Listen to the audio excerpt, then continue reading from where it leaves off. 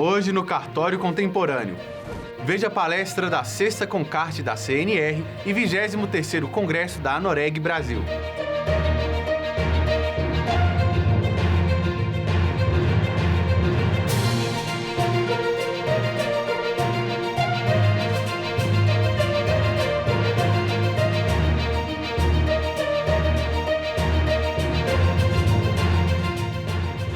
A 6ª Concarte da CNR e o 23º Congresso da Anoreg Brasil aconteceram nos dias 30 de novembro e 1º de dezembro de 2023, em Brasília. O evento contou com diversas palestras, aulas magnas de 3 ministros do STF, além do tradicional prêmio de qualidade total Anoreg. Veja o que acharam do evento. E pensando efetivamente o que eu ia falar, eu cheguei à conclusão que eu posso só agradecer e ir embora. Porque o Dr. Bacelar utilizou várias pequenas súmulas, eu diria, na sua fala final, que para mim são essenciais. Começando pela péssima colocação constitucional da atividade extrajudicial, que encontra-se no artigo 236. E claramente, pelo que nós temos hoje da atividade extrajudicial, a meu ver, é evidente que ele deveria estar perto lá do 127. A atividade extrajudicial, hoje, mais do que nunca, é função essencial à justiça. E o senhor falou rapidamente isso, e para mim isso basicamente é a base de tudo. Isso eu provo com elementos históricos, e uma história até relativamente recente, né? Porque se pegarmos aí os últimos 10 anos, quantas leis não promoveram demandas à atividade extrajudicial? Quantos provimentos, tanto nacionais quanto estaduais, também não tiveram a mesma atuação e levaram determinadas situações, determinadas aflições do Poder Judiciário para a atividade extrajudicial? É óbvio que aqui a gente podia gastar muita energia para falar de capilaridade, da compreensão da técnica jurídica, mas eu vou passar rapidamente por isso. Por quê? Porque todos aqui já sabem disso. A atividade extrajudicial é a atividade mais próxima do cidadão. A capilaridade é evidentemente demonstrada pela presença dos senhores em todos os lugares do Brasil. Então não vou discutir isso. E a parte técnica também é indiscutível. Não só pela chancela por isso público, mas também pela atividade correicional exercida ano a ano. E a função correicional é uma função que é exercida de maneira típica e de maneira atípica. Porque de maneira típica nós temos, sempre, eu sei que os senhores aguardam o final do ano, porque esse é um momento gostoso, o momento da correição, então eu sei que é esperado com muita alegria, né? Vejo pelo sorriso aqui, né, do meu querido amigo Mário, como ele sonha com isso, ele é de uma ótima comarca lá em São Paulo. Eu tenho que dizer que é, como leonino, a melhor, diga-se de passagem, né, do estado inteiro, que é Santo André, que fica na pequena São Paulo. Santo André está ali e tal. Mas a função correcional típica, nós temos lá correções ordinárias, extraordinárias, visita correcional, inspeção. Isso é ato típico de fiscalização. Só que absolutamente toda a ação do Poder Judiciário, e aqui me valendo do 236, no parágrafo 1º, quando se fala que o Poder Judiciário exercerá a fiscalização na forma da lei 8935 de 94, a gente sabe que todo ato é um ato de correição. Quando nós temos uma dúvida imobiliária e o juiz vai analisar aquela dúvida na forma do artigo 198 da Lei de Registros Públicos, o que acontece? Ele analisa as exigências, efetivamente, se vai ou não afastar e, portanto, haverá ou não registro, mas ele verifica a atuação do registrador. É mais uma forma de chancela da atividade. Há um pedido de providência. O pedido de providência tem por propósito um ato de averbação, uma determinada solicitação do interessado, que nada tem a ver com a correição. Nada tem. Na verdade, o interessado ele nem quer saber, não é, doutor Lamana, se a exigência é boa, ruim, se o registrador é ótimo, se ele é gremista ou não, colorado, né? Ele não está nem aí, ele quer o quê? Que entre o título. Só isso. Mas o que o juiz faz? Ele analisa a atuação também do registrador. Então a gente tem diversos exemplos e situações desse exercício da função correicional. E nós tivemos nos últimos anos, um acréscimo muito grande dessa atividade. Então, seja pelo inventário e partilha, a questão do divórcio, nós estamos em 2007, de lá para cá, quanto já não mudou, né? A conciliação trazida pelo ministro, regrada em 2018, todas as alterações em relação a nome, gênero, 2022, as mudanças em relação ao marco da garantia e todas as providências tomadas pelo CNJ, e aqui faço aqui menção à doutora Carolina em relação a toda a atuação extrajudicial e também a doutora Alice também no extrajudicial, e aqui deixo aqui os meus cumprimentos ao ministro Salomão. Quantos foram os provimentos que não foram realizados ao longo de 2023 com implemento, incrementação, sensibilidade à atividade extrajudicial? Isso decorre, óbvio, de uma confiança. Isso é evidente, isso é evidente. E tem um ponto que eu acho que ainda que tenha sido explorado, mas me trouxe algumas lembranças aí nesses 20 anos de magistratura, tanto pelo doutor Maurício, quanto pelo ministro Fux. Esse movimento todo de entrega de serviço e, por óbvio, de aumento de fiscalização, não aumento necessariamente de rigor, mas de necessário regramento, porque fiscalizar, a ideia de fiscalização não é simplesmente punitiva. Fiscalizar envolve normatizar, regular, colaborar, envolve efetivamente uma série de dinâmicas. Não é um caráter meramente punitivo. E eu vou dar duas situações pontuais aqui. Foi falado muito da ideia da conciliação, e precisamos desenvolver a conciliação e tal. Eu vou me valer desse ponto. Que é um ponto que ainda não teve corpo suficiente, apesar do provimento de 2018, e vou chegar lá. Mas o ministro estava falando da questão do condomínio, né? E realmente, nós temos dois tipos de processo, só dois na justiça. Eu garanto isso, eu garanto. Nós só temos dois tipos. Entrego a minha toga se alguém conseguir provar o contrário. Só dois tipos de demanda. A primeira é o litígio, confusão, briga, caos, barraco. A gente adora isso. E a segunda, problemas. Problemas. Ninguém está brigando, mas nós temos problemas. Exemplo, a alteração de regime de bens. O juiz faz. O juiz tem que fazer a alteração de regime de bens. Mas ninguém está brigando, eles já resolveram que eles querem mudar o regime. Não, mas vamos passar aqui pelo juiz. Assim como acontecia com a questão do inventário, da partilha. Então, nós temos diversas situações. A empresa fechou, mas nós deixamos até um carro que está no nome da empresa. Mas a empresa já deve mudar baixa. Ele tem um problema, ele quer passar esse carro para quem detém a posse. Ou seja, nós não temos litígio. E isso fica na conta do judiciário.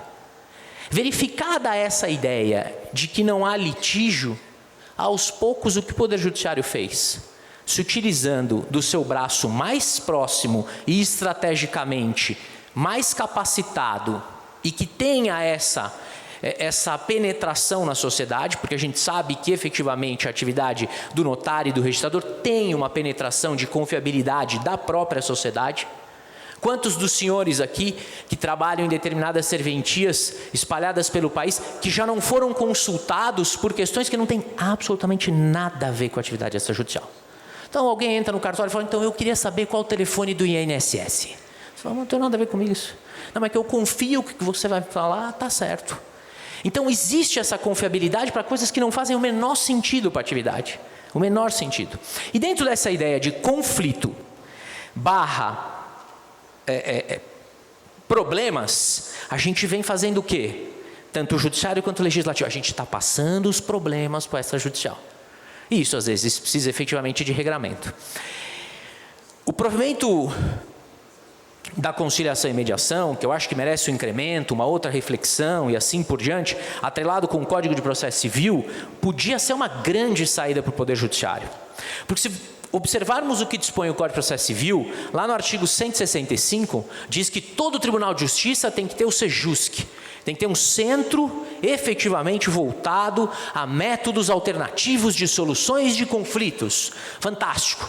isso onera os tribunais de justiça, isso gera o deslocamento de funcionário, uma série de custos, às vezes o deslocamento de pessoas por muitos quilômetros, porque nós não temos sejusques em todos os estados, em todas as comarcas, melhor dizendo. E aí eu fico pensando, mas por que tudo isso? E outra, né? A conciliação é obrigatória. A conciliação, ela é obrigatória em todos os processos. Artigo 334 do Código de Processo Civil. Salvo quando há direito indisponível ou quando as partes não querem, mas para isso elas precisam se manifestar. Mas tudo bem, por que isso não é passado por convênio pelos tribunais de justiça integralmente para o extrajudicial? Que está mais próximo absolutamente de todos os municípios. Eu diminuo o deslocamento, eu diminuo o custo dos tribunais, eu aumento o fluxo das conciliações para a atividade extrajudicial, porque hoje, quem é que faz efetivamente conciliação aqui? Levantem a mão. Não precisa ser todos, já entendi. Por que isso? O custo é baixo, a procura é ínfima e efetivamente a gente não tem por que sensibilizar a atividade. E isso estrategicamente seria fantástico, tanto para o Tribunal de Justiça, qualquer um, como para a atividade extrajudicial, óbvio, desde que ocorra uma valorização no tocante à contrapartida, né? Eu acho que aí o CNJ talvez tenha que repensar essa sensibilidade da contrapartida, mas se for por meio de convênio, a gente sabe também que nós temos aí possibilidades de uma certa generosidade dos tribunais, conto com todos eles, que realizam concursos diuturnamente, de maneira sempre rápida, célere, todos aí alcançando, né, o 22º concurso em todos os estados. Isso é fantástico, né? Precisamos mudar isso também, né? Isso é um outro problema sério. Mas me lembrei de uma história que foi muito interessante em relação à fala do ministro Fux. Eu fui julgar um processo em que a disputa era em relação a subir ou não subir um muro de uma casa entre duas senhoras. Elas eram vizinhas há muitos anos, sei lá, Cabral chegou, elas já eram vizinhas. Uma tinha 280 anos, a outra tinha 344, e uma queria subir 80 centímetros o muro, 80 centímetros, e a outra não sobe nada. E aí a que queria subir 80 centímetros falava assim, olha, eu quero subir porque isso me dá segurança, eu me sinto mais à vontade. De repente, se eu quiser fazer um topless, sei lá, eu me sinto mais à vontade. Eu quero subir 80 centímetros, vai me trazer paz de espírito. A outra falava, se subir, mata minhas samambaias.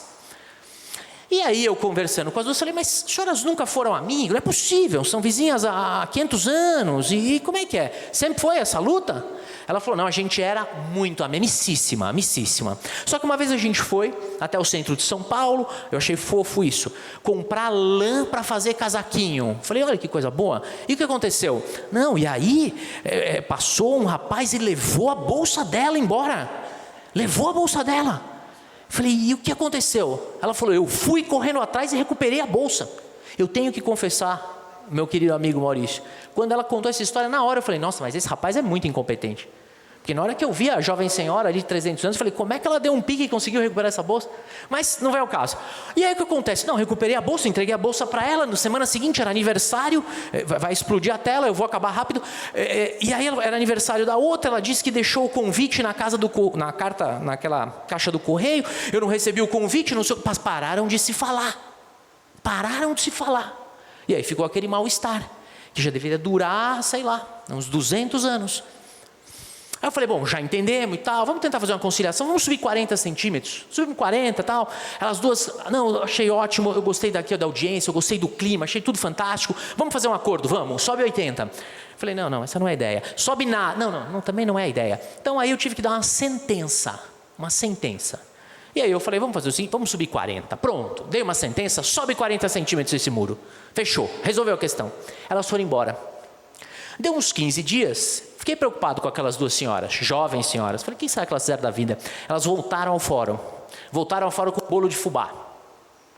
Olha, a gente veio aqui para agradecer a experiência maravilhosa que a gente teve aqui. Foi algo fantástico, foi gostoso, foi emocionante, foi acolhedor. Trouxemos o bolo de fubá. Batemos uns 5 minutos de papo e aí eu perguntei, posso só fazer uma pergunta para as senhoras? Claro, lógico. O que as senhoras fizeram com o muro? Elas falaram, o senhor quer saber? Eu falei, claro. A gente derrubou o muro, fez um portãozinho incrível, a gente está unida. Falei, que bom. O que eu quero dizer é, podíamos ter trocado tudo isso, talvez, por uma boa conversa, bem capacitada, a qual eu não tive, porque vocês repararam que eu tive que sentenciar. Mas talvez eu tenha chegado a um ponto, que é efetivamente o que a gente vê em muitos dos litígios, que o que aparece não é efetivamente o motivo da demanda. Tá? Mas de todo modo, voltando para encerrar efetivamente aqui a minha fala, e pedindo desculpa pelo tempo tomado, novas atividades, novas atribuições, novos desafios, automaticamente exigem essa compreensão e sensibilidade de quem realiza, mas também de criatividade, sensibilidade de quem regula. No caso, o Poder Judiciário, em todas as suas esferas, seja na Corregedoria Local, seja pelo CNJ e assim por diante. Muitíssimo obrigado, desculpa pelo tempo tomado, desejo um excelente evento. Veja o que os participantes acharam do evento. O evento está sensacional, né? A importância é gigantesca. Eu falo que o Bacelar conseguiu a proeza de colocar 2 ministros do Supremo, né, no evento no mesmo dia. Isso eu acho que demonstra bem a relevância dos assuntos que estão sendo debatidos, a importância da própria classe, né, notarial e registral, para a justiça brasileira, para a sociedade brasileira, e o papel que a gente desempenha, né, dentro dessa sociedade.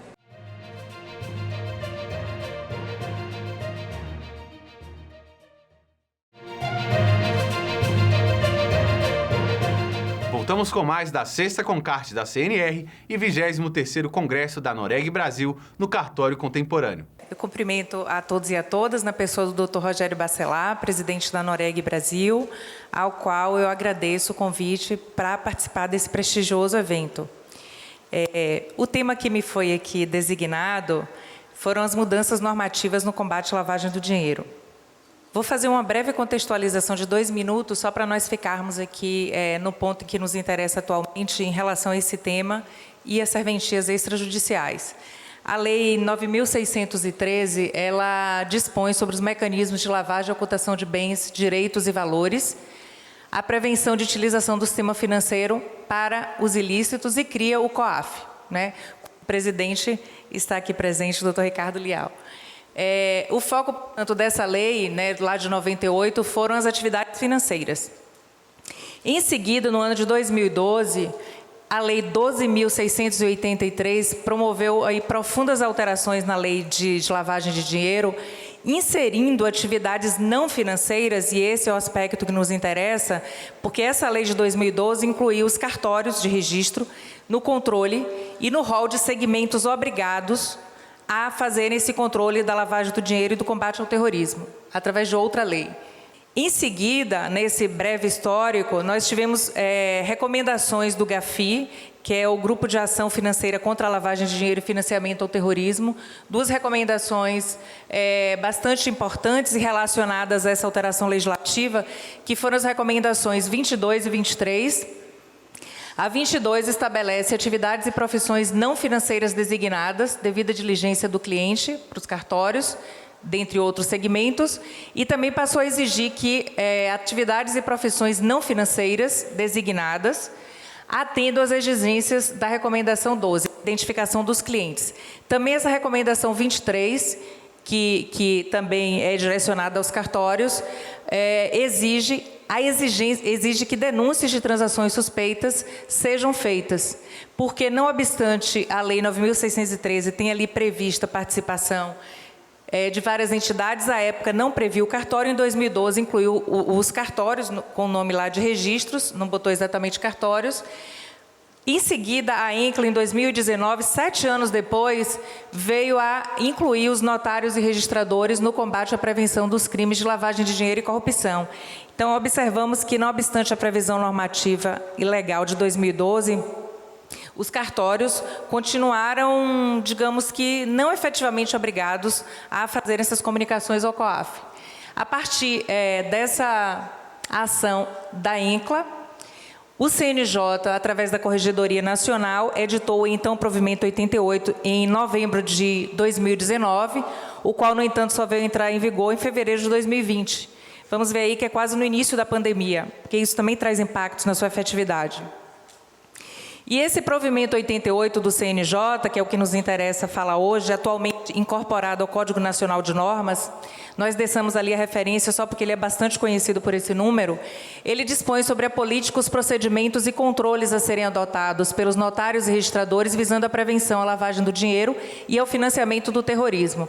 E impôs a aplicabilidade de suas regras a todas as especialidades dos serviços notariais e de registro, exceto os cartórios de registro civil. Tá? E aí é interessante observar porque a lei não excetuou. A lei de 2012 colocou os registros, mas o provimento 88 excetuou os cartórios de registro civil. Fica também para a gente essa reflexão sobre essa exclusão. Esse provimento 88 entrou em vigor em fevereiro de 2020 apenas, como eu já pontuei, e ali ele estabelece essas regras básicas, dentre as quais os notários e registradores devem estabelecer e implementar uma política de prevenção à lavagem do dinheiro e financiamento ao terrorismo, compatível com o volume de operações e com seu porte. Devem qualificar os clientes, beneficiários finais e demais envolvidos nas operações. Devem tratar também da obtenção de informações com o propósito de ver a natureza das relações ali registradas. Identificar as operações ou propostas de operações suspeitas ou de comunicação obrigatória. Esse é o ponto que mais nos interessa aqui. O que é operação suspeita? Como o notário registrador vai identificar e classificar quais são as operações que ele deve reportar ao COAF nesse conceito de operações suspeitas ou atípicas. E também as comunicações obrigatórias, que são as listadas ali no provimento 88, atualmente incorporado ao Código. A avaliação de novos produtos, serviços e tecnologia para mitigar os riscos, treinamento, a gente sente bastante falta disso nas inspeções, monitoramento das atividades desenvolvidas pelos empregados e prevenção de conflitos entre os interesses do tabelionato e os mecanismos de prevenção à lavagem do dinheiro. Os dados que nós conseguimos extrair do SIS-COAF, infelizmente não estão atualizados até hoje, mas eles evidenciam aqui que logo que entrou em vigor o provimento 88, o número de operações consideradas atípicas, reportadas pelos notários e registradores, foi assim, alarmante, né? Foram 2.700.000 comunicações enviadas ao COAF, vejam que ali é só até 2021, tá? Em 2 anos de vigência do provimento. Isso correspondia a 21% do total de comunicações que o COAF recebia desses segmentos obrigados, e os cartórios extrajudiciais são e até hoje continuam sendo o segundo segmento em maior quantidade de comunicações enviadas ao COAF, ficando atrás apenas do sistema financeiro. Então, excluído o sistema financeiro, os cartórios são os que mais comunicam ao COAF. Isso é um dado muito importante. E aqui nós temos, numericamente, as comunicações que foram enviadas.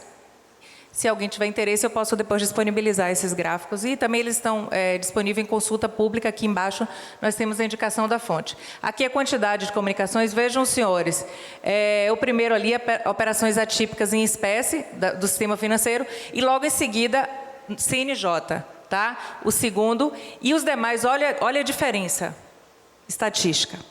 Então, os cartórios têm uma importância enorme no tema que está sendo tratado aqui. Não obstante isso, cerca de 1% apenas daquele montante inteiro de comunicações, o COAF hoje recebe 50.000 comunicações por dia, de todos os setores obrigados, segundo declarações dos próprios servidores de lá, 50.000 por dia. Tá? Desses, os cartórios são o segundo que mais informam. E de utilidade, menos de 1%. Menos de 1% do que os notários e registradores estão enviando de comunicações ao COAF têm sido efetivamente úteis ao COAF. E aí, quais são os problemas que o COAF nos aponta como os mais relevantes para essa dificuldade? Primeiro, a ausência de detalhamento da suspeição. Então, o delegatário comunica que houve uma operação suspeita dentro de um formulário, mas ele não diz, em muitas das comunicações enviadas, em que consistiu aquela suspeição. Né? Em exemplos que nos foram mostrados, sem identificação do titular do dado, consta, por exemplo, às vezes apenas a citação de um dispositivo do provimento 88 e que se tratava de uma operação de compra e venda. Mas o que gerou a suspeição? Por que você achou essa operação atípica? Quem comprou e quem vendeu bem? Esses dados, na maioria das informações, não está sendo passado para o COAF. Falta na identificação dos envolvidos. Não bota quem comprou, quem vendeu, quem são todos os sujeitos envolvidos no negócio jurídico, ou no registro do imóvel, ou no registro do documento, ou na outorga da procuração. Não é mencionado. E é interessante dizer que o COAF ele não tem como obter esses dados. Tá? Se os senhores não informarem, o COAF não tem outras fontes, eles não pegam esses dados nem com as autoridades. Os cartórios são a fonte da informação. E quanto mais completa ela vier, no que pertine à identificação dos envolvidos no negócio jurídico ou no documento. Lembre que esses atos eles não são enviados ao COAF, né? Não vai a íntegra da matrícula ou da escritura, etc. Vão os dados. Então, quanto melhor descritos esses dados, mais elementos o COAF vai ter, inicialmente através dos seus robôs e depois através da análise humana, para identificar e, eventualmente, remeter para as autoridades para formar um RIF, que é o relatório de inteligência financeira. O terceiro ponto é a incompreensão do comando regulamentar. Eu vi um exemplo, por exemplo, de comunicação, e que o cartório ele colocava tipo um checklist dentro da própria comunicação ao COAF. Tá? Colocava, tem suspeita de terrorismo? Sim, não. E aí ia, cada inciso do provimento ele ia botando sim e não. E aí o robô que faz a primeira análise achava que ali tinha uma comunicação de terrorismo, porque ele vai puxar e gerava, portanto, um desserviço. Pouca utilidade para fins de inteligência financeira, como eu falei. Então, cerca de 1% hoje, em 2023, das comunicações enviadas estão sendo efetivamente úteis para fins de relatório de inteligência financeira. E aqui a gente tem esse gráfico com o percentual de RIFs por segmento. Vejam que, apesar dos cartórios serem o segundo segmento que mais comunica, em nível de utilidade, ele é o segundo cujas comunicações são úteis. Está vendo? Porque talvez não esteja legível aí com a distância que os senhores se encontram. Os que têm maior eficácia são esses daqui: pedras, joias, sistema financeiro. Tá? Os cartórios são o segundo. Esses dados são do CIS-COAF, como eu já pontuei. Então, preocupado com essa realidade, o ministro Luiz Felipe Salomão organizou um seminário que aconteceu agora no dia 7 de novembro no CNJ, para tratar da atuação dos cartórios no combate, porque entende que, trazendo esse assunto à discussão e colocando pessoas qualificadas para falar dele, nós voltamos a discutir no propósito de aprimorar a qualidade desse serviço no que diz respeito a esse tema. E daí, esse seminário teve o objetivo fundamental de estimular o aprimoramento da participação dos notários nesse sistema de prevenção, lavagem de dinheiro e financiamento ao terrorismo. E os principais encaminhamentos dele decorrentes foram: número 1, inequívoca necessidade de aperfeiçoamento do provimento 88, atualmente incorporado ao Código Nacional de Normas.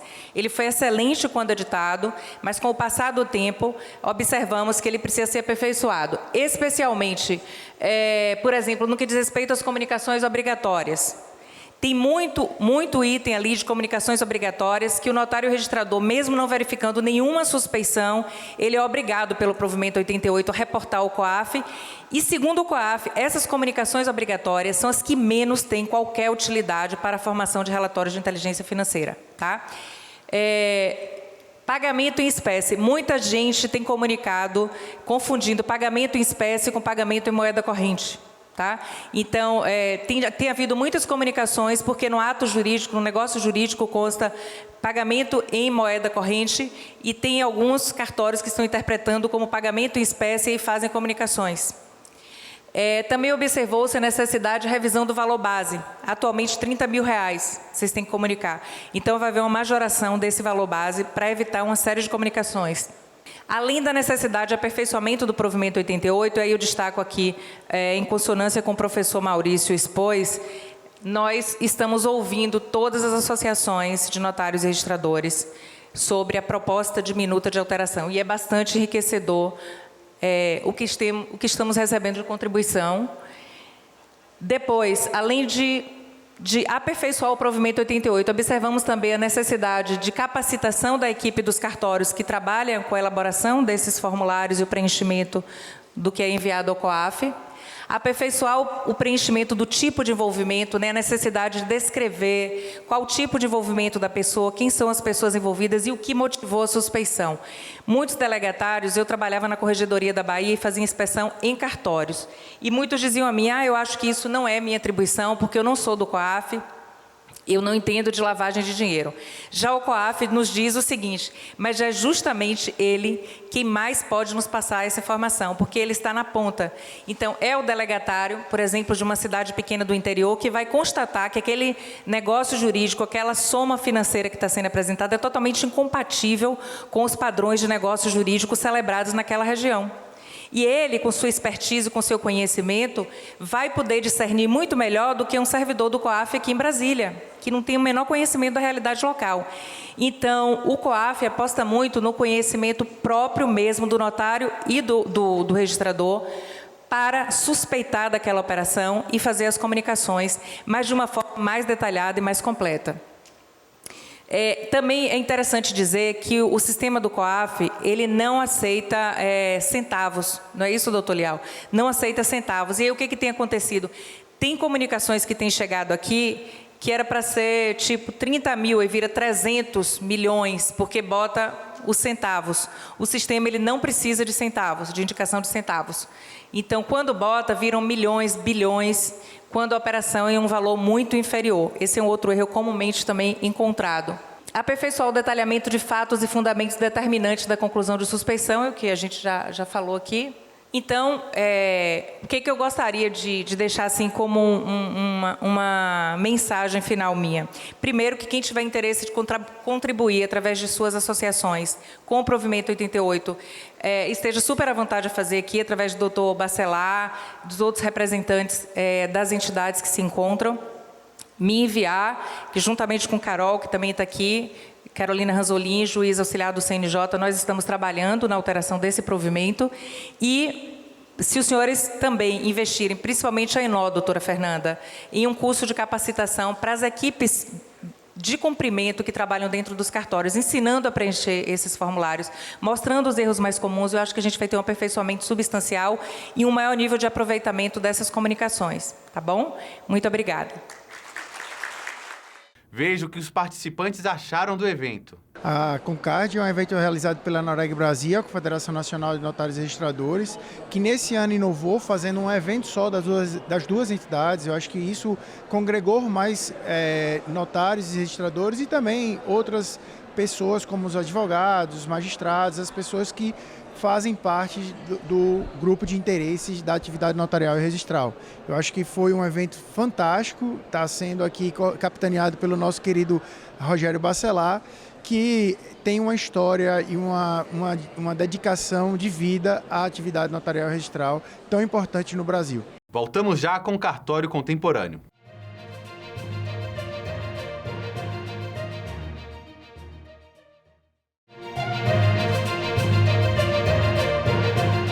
O primeiro Cartório Talks falou sobre regulação, o diálogo necessário entre o Poder Judiciário e o extrajudicial, ONRs, SERP, LGPD e LAI.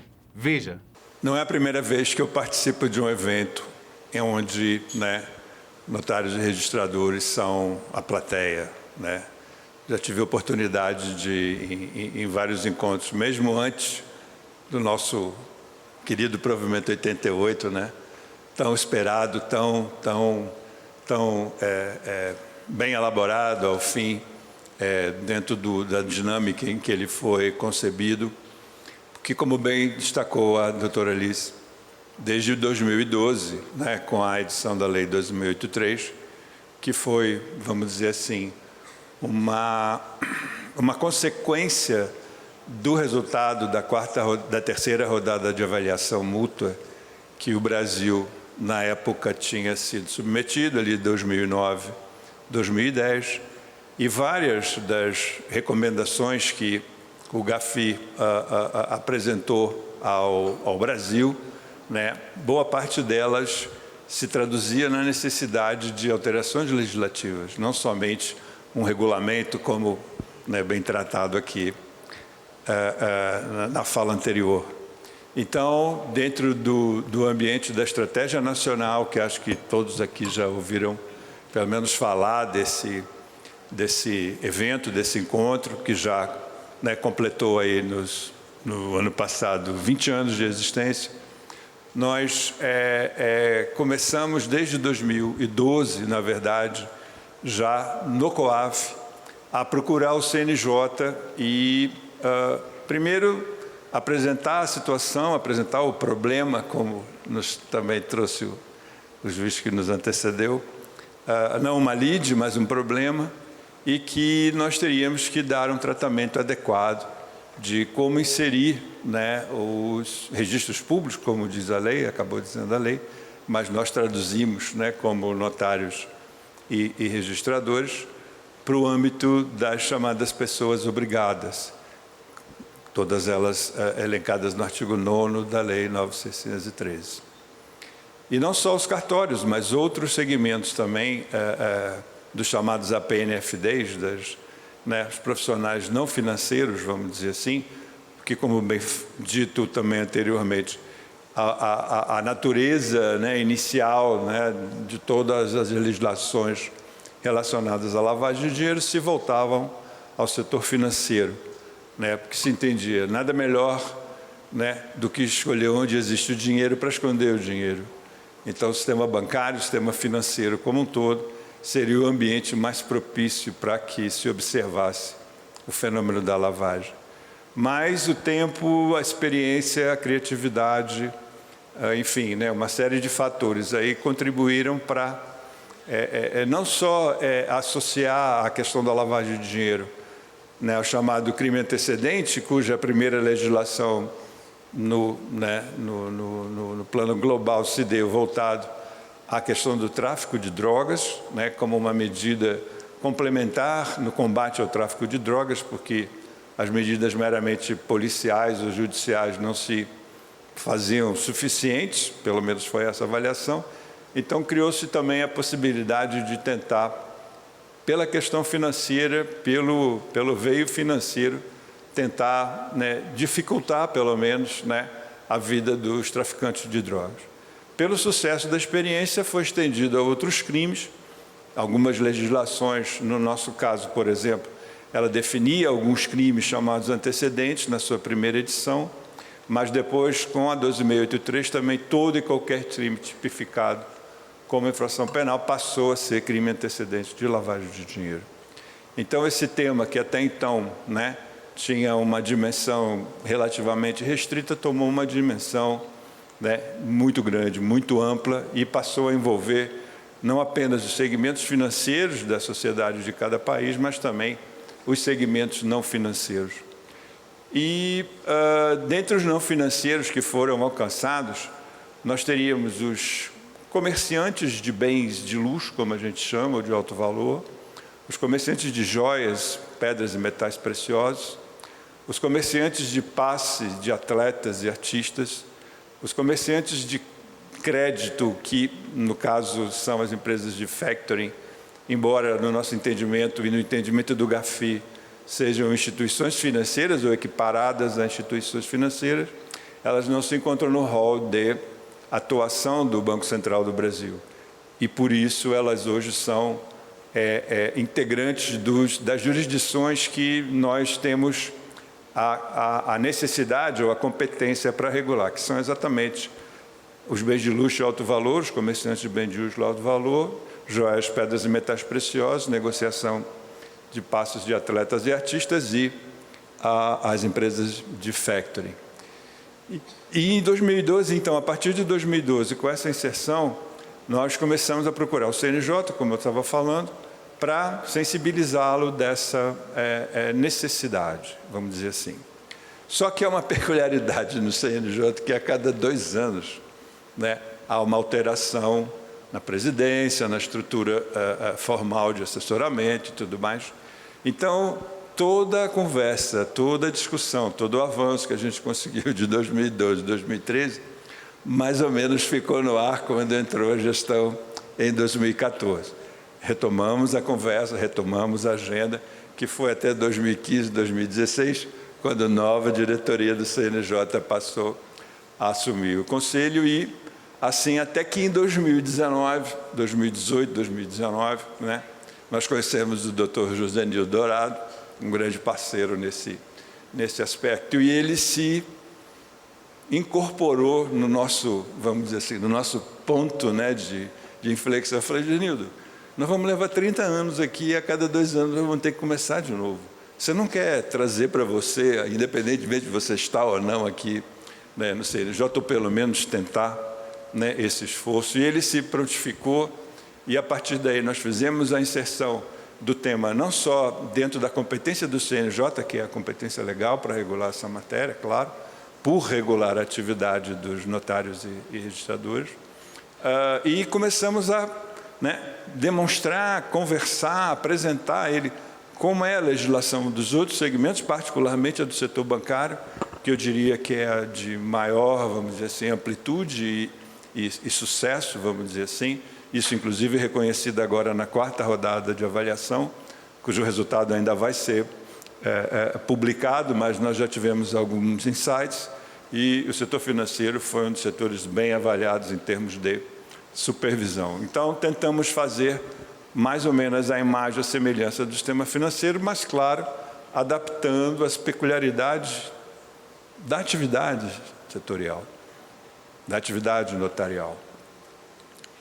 Tinha um colega que, infelizmente, faleceu, que era notário, um grande amigo, antes de ser notário, e ele, eventualmente, contava as angústias dele em relação a situações que diariamente passavam pela serventia que ele atuava, passavam às vezes até pela mesa, porque que o assessorava não tinha condição de dar sequência ao atendimento, e ele se via muitas vezes acuado, exatamente por, né, pessoas que buscavam serviço notarial para dar legitimidade a situações que, nitidamente, principalmente frente a um notário ou a um registrador, se evidenciam dessa forma. E ele me falava, pô, mas o que eu posso fazer numa situação dessa? Eu tenho que registrar, eu não tenho uma evidência, eu não tenho nada que me impeça de fazer, eu não tenho a quem denunciar, não adianta chamar a polícia, não adianta chamar a Receita. Eu falei, olha, a gente está trabalhando para alguma coisa que daqui a pouco vai te dar uma resposta. E, enfim, né, acabamos culminando com o provimento 88, que foi resultado de um trabalho, né, muito importante do CNJ, muito importante dos notários que certamente se envolveram na produção desse documento, né? Nós tivemos, pelo COAF, certamente uma contribuição também bastante importante, porque, né, pela própria experiência, nós estamos diria, um 1/4 de século já, que é um número representativo, né, envolvidos nesse tema, em todos os segmentos, né, tanto no país como no exterior. Temos uma noção, né, internacional de como esse tema é tratado em relação a diversos países parecidos com o Brasil, muito diferentes do Brasil, mais complexos que o Brasil, mas nós sempre temos que dar, né, uma adaptabilidade à regulamentação, aos costumes, às normas, aos procedimentos, às regionalidades que o Brasil comporta, né? Nós não somos um país único, nós somos um país de vários países, embora em sistema republicano, onde vários países se apresentam com diferentes características culturais, regionais, enfim, de toda a ordem. Então, reunir isso num documento que seja inteligível de Belém ou do chamado Oiapoque ao Chuí é um desafio, eu não tenho dúvida disso. As questões que a doutora Alice trouxe aqui, em termos de... não vamos dizer que sejam reclamações nossas, porque não são reclamações nossas. Na verdade, são observações que nós fazemos, né, não só junto ao sistema de notários e registradores, mas junto a todos os sistemas, e principalmente o sistema bancário, que é um dos que, como demonstrado pela estatística, é o que mais, vamos dizer assim, contribui com o sistema de informação de controle financeiro, que é o SISCOAF, né? Num volume dessa monta, efetivamente, não é exagero que a doutora Alice trouxe aqui, são entre 45 e 50 mil comunicações diárias, e como eu falo, diárias e todo dia. Então, nós temos que ter uma capacidade enorme, né, de análise para, a cada rodada de recepção de comunicações, dar o tratamento, identificar quais são aquelas que, pela central de risco, que é uma abordagem que, né, todos nós vimos utilizando há um bom tempo, temos como destacar e dar tratamento. Somos um órgão finito em termos de recursos, No COAF, por exemplo, nós não temos um quadro próprio de servidores. Nós reunimos mais de 30 órgãos que, por requisição ou eventualmente por sessão, integram o nosso quadro técnico, que hoje chega a 95 servidores, mais ou menos. Já fomos 37 em 2019. Nesses últimos 4 anos tivemos, graças a várias forças aí positivas, uma melhoria substancial, tanto em termos de estrutura como em termos de funcionários, em termos de recursos tecnológicos, que para nós é essencial e fundamental.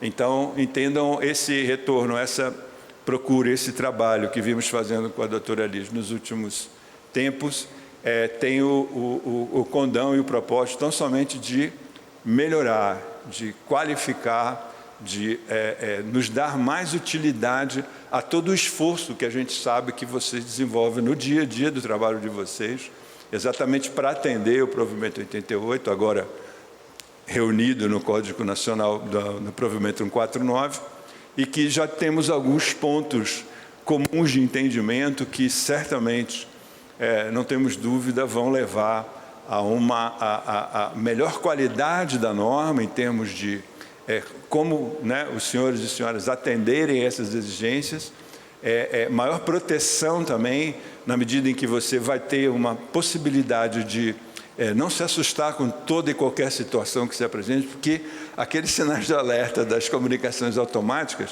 são as situações diárias que vocês lidam quase que diuturnamente. Não há como não ter, eventualmente, alguma situação daquela observada durante o dia, mas que, por si só, não revela nenhuma suspeição. O que nos importa em termos de comunicação, e nós somos passivos nessa relação, eu não peço um esclarecimento a um comunicante daquela comunicação. Eu simplesmente recebo, analiso e dou um grau de qualificação a ela para fins da produção de inteligência financeira ou, eventualmente, o atendimento nas situações de intercâmbio que a gente realiza com as autoridades, chamadas autoridades competentes de persecução, a entendido do Ministério Público, Estadual, Federal, Polícia Federal e estaduais também. Então, temos avançado bastante nessa discussão, temos uma questão operacional também que, sim, né, que se vê presente nesse processo de atualização, e nós estamos exatamente nesse processo de atualização, e eu não tenho dúvida, né, acredito que a doutora Liz também não tenha, de que esse avanço na regulamentação do provimento 88, né, em termos de melhorar a descrição das situações de suspeição e minimizar as situações de automaticidade, vai trazer muito mais qualidade, vai trazer talvez uma diminuição no volume de comunicações, mas isso não seria demérito nenhum, e a vantagem certamente vai ser, né, da amplitude de grau de utilidade nos relatórios de inteligência financeira das comunicações oriundas do sistema de notários e registradores. Vi que meu tempo acabou aqui, então só um comentário final, né, agradecendo a oportunidade mais uma vez e estando à disposição, né, no COAF para todo e qualquer, né, representante estadual, do governo federal, da ANOREG e das outras associações, né, notários individuais que tenham alguma dúvida e quiserem esclarecer com a gente, né, nós sempre estamos, né, disponíveis a isso, e dizer que, né, embora 1% seja pouco, né, 1% de muito, às vezes é mais que 10% de pouco. Então, no número absoluto, né, eu não tenho dúvida que muitas das comunicações realizadas pelo setor de vocês são úteis ao COAF. Né? O 1%, embora possa parecer pequeno, né, no valor relativo, no valor absoluto, ele não é tão inexpressivo assim. É só essa finalização que eu gostaria de deixar para vocês, assim, como o trabalho de vocês é importante, né, como nós levamos, né, esse tema em importância, porque é o que eu falo, os setores obrigados são os olhos do COAF. Nós não estamos negociando, nós não estamos fazendo um registro, nós não estamos aceitando um depósito ou fazendo um empréstimo.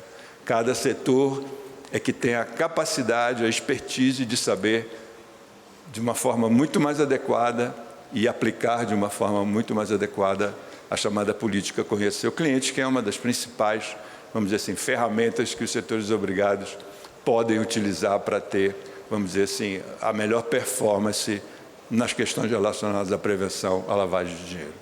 É isso, muito obrigado, espero ter trazido aqui alguma contribuição ao evento e ficamos à disposição aí. Muito obrigado. Veja o que os participantes acharam do evento. O congresso é muito importante, né? A gente tem, voltando aí da pandemia e tudo mais, nós temos essa confraternização entre os titulares dos cartórios, um ambiente muito rico e muito bom, né, para a gente fazer contatos e tudo mais. E aprender muito, né, que a gente vem para o evento, contamos com palestras muito importantes, com autoridades, né, nos assuntos, e ganhamos muito conhecimento e fazemos amigos também por aqui, né? Esse foi o Cartório Contemporâneo. Eu sou Duda Meirelles e foi um prazer tê-los aqui conosco. Se você perdeu alguma parte ou gostaria de rever o programa, temos uma reprise toda segunda-feira, 19 horas, na TV Justiça, ou no YouTube da Confederação dos Notários e Registradores. Te aguardo na quinta-feira, 19 horas, na TV Justiça. Até lá!